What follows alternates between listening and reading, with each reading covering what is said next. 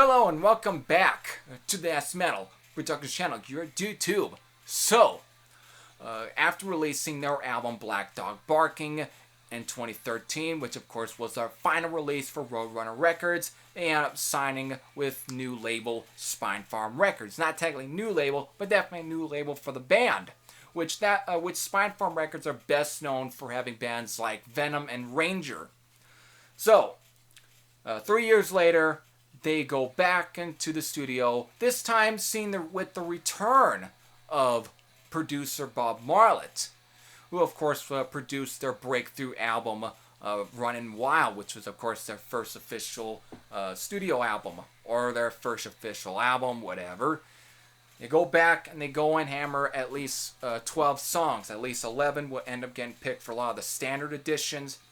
And of course, the 12th track, Bombshell, would be used for certain editions of this album. So, on the 23rd of September, they pretty much release their fourth official album, and that's Breakin Outta Hell.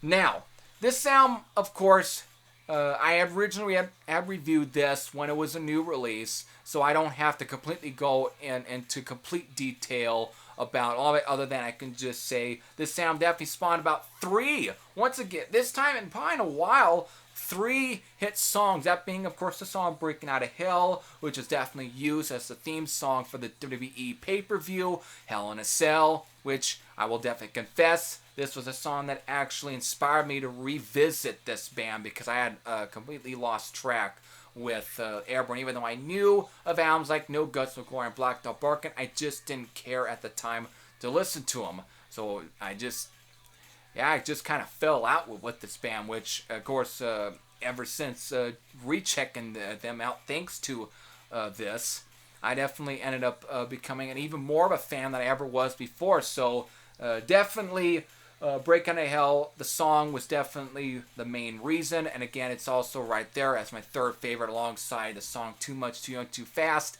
and Stand and Deliver. But, again, that's one of the first big songs off the sound. Second one would be Rivalry, and of course the song It's All for Rock and Roll, which was actually a tribute to one of their main heroes, that being the band right here, Motorhead, and that being, of course, the late frontman, Lemmy Kilmister, who of course had graced both their music video for Runnin' Wild, which I had used clips of as part of the intro here, and of course also thanks to that scene of him driving the truck, it's also depicted on the cover for No Guts, No Glory. If you look close enough, you'll see that big truck there, and in there it's a very good depiction of Lemmy himself. So again, 3 hit songs, and most of these were either used for promotion. I think It's All for Rock and Roll was used for one of the Mario games that ended up being released on like one of the consoles. Was it the Wii or the Switch? I don't know, but it was definitely used for promotion for that one of those consoles and one of those new games. So definitely, again, it's a lot of promotion for at least this album, but I would definitely also point out, this is also one of their heaviest albums and also their most raunchiest. Now, Airbourne is definitely not shy to definitely show their express for lyrics that are definitely based around sex and rock and roll. But with this sound, they definitely took it a little step further, especially with songs such as the very self-explanatory Do Me Like You Do Yourself. What is it right here? Oh yeah. I'm going to hell for this, down on you, and the never been rocked like this before.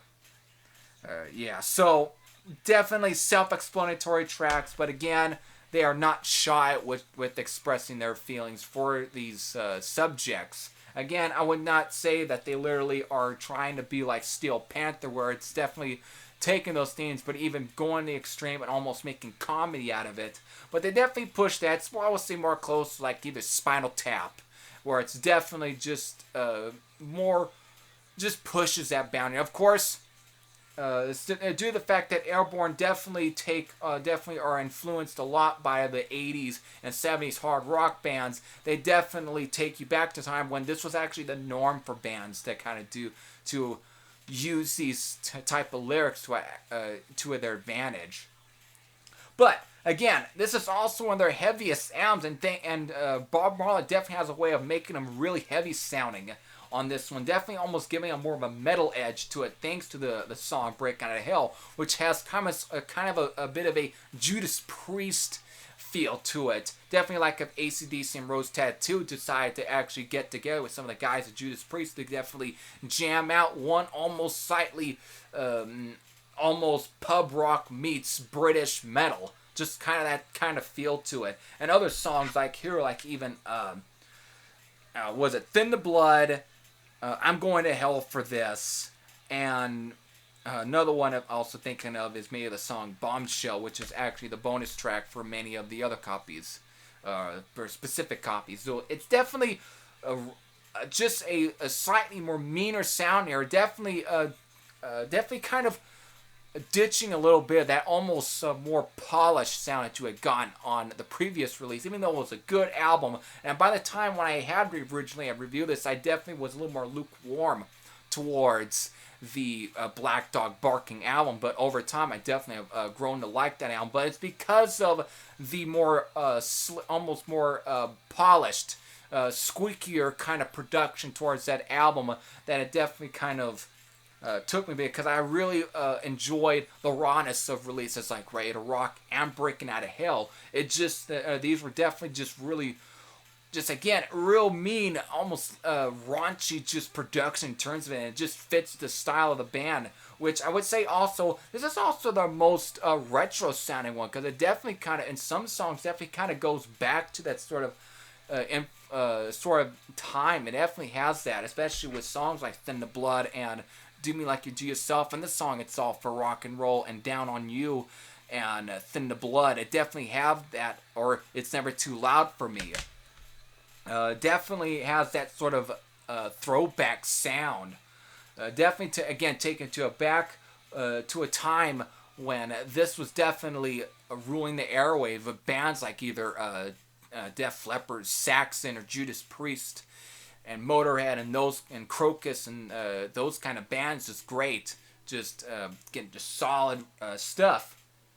But another also great thing about this, again, is that sort of almost showing their influence for even that. Like I'll say again, one of my other personal favorites here is Thin the Blood. It's a fast-paced track, which I say actually kind of almost gives the band or a bit of a new wave of British heavy metal feel to it. Definitely kind of taken influences from bands like either Motorhead or Tank or Vardis and those kind of bands. So it definitely kind of has that feel to it. So overall, this was definitely a band just continuing with their, again, the basic idea, but just that, again, it just it just expands on what they were doing before and just takes it a little step further, and that's what it is. It's like they're just progressing further. Again, just like I've always stated especially with saying in like the Black Dog Barking album, they just seem to just get heavier and heavier with each release and almost faster and meaner.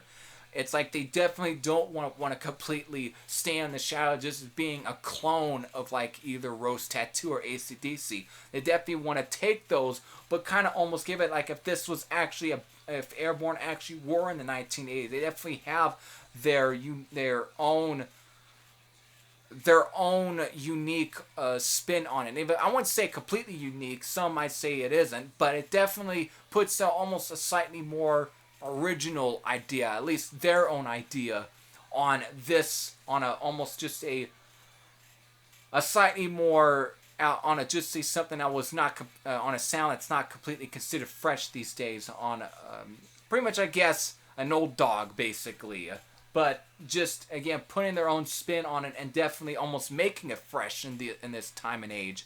But again, some will say because of some of the lyrics on here, and of course by the time when this was released in 2016, the world was changing. Things were, people were definitely, just, I guess in a way, their mindsets were definitely changing, and because of some of these songs these days, some of these songs would definitely can be seen almost as kind of offensive. But and I guess in the mindset of Airbourne, it doesn't matter if it's offensive or not. They're just gonna do what they do always, and that's be honest, and that's make what they are comfortable with making, and not going to change for anybody. And that's one thing you're going to always get with this band with each release. So if you're not going to ever be a fan of this band, then any of these releases are the releases that they release further from here, they're not going to do anything for you. And you definitely are just going to be more offended by some of that.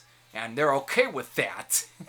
And so, with that, I definitely don't want to go on too long. It's definitely a solid album for sure, and definitely one of my personal favorites, due to the fact that this was the album that inspired me to go back and check out Airbourne again.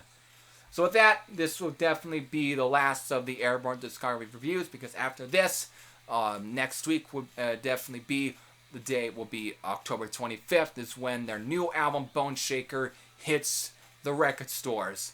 So that's when I'll do another Airbourne review, and that's when you'll see me do another Airbourne review. So with that, I hope you all enjoyed, and I hope you all liked. So until then, this Heavy Thrasher said, I'm out. I'll see you all later. Take care, everyone, and have a great, great October weekend. Of course, next week, of course, with that, Halloween, and so on. Take care, everyone.